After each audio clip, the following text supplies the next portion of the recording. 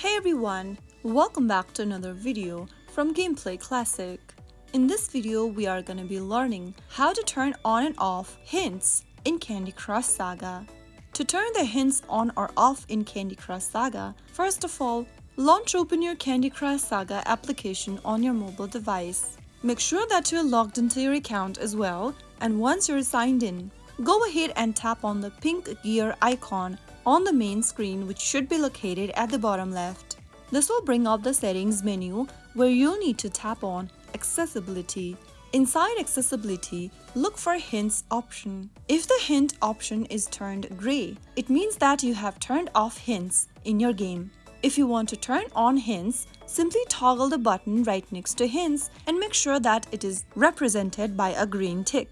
Once you turn on the hints option, you will be shown possible moves when you are stuck in the game. If you want to turn off hints, you can simply toggle the button off right next to hints and that should do the trick.